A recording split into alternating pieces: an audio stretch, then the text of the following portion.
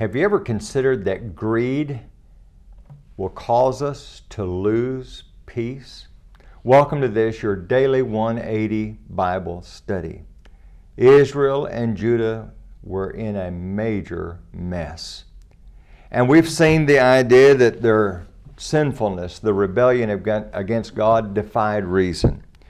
Their desire to be like the nations around them defied reason. Their idolatrous worship defied reason. And even their greed defied reason.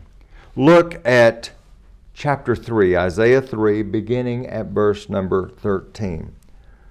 The Lord stands up to plead and stands to judge the people. The Lord will enter into judgment with the elders of his people and his princes.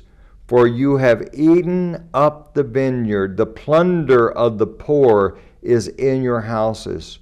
What do you mean by crushing my people and grinding their faces of the poor, says the Lord of hosts. They were exploiting people, taking advantage of people. Now listen, the problem is not that someone has the opportunity to make money.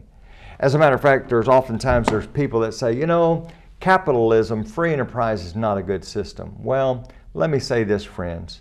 I'm not going to try to defend one system over another, even though I have my opinions, but I will tell you this. Any system that's devoid of Christian principles is corrupt to the core. And whether it's capitalism or some other form out there, Jesus must be at the center.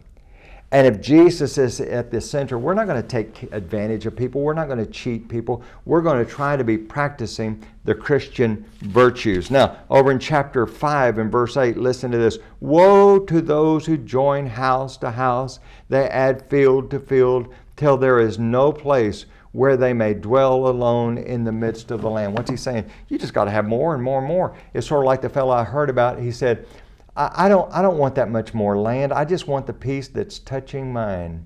And of course, what happens when he gets that is, I just want the peace that's touching my land. And he just keeps saying, why? Why do we have this pursuit? And what happens is in that pursuit, and we become so narrow in our focus, all we're concerned about is gratifying ourselves, and we forget about others. We've robbed ourselves of peace, and we rob others of peace in the process. I hope you'll join us again next week as we continue this discussion about the peace that's only found in the church which belongs to Jesus Christ.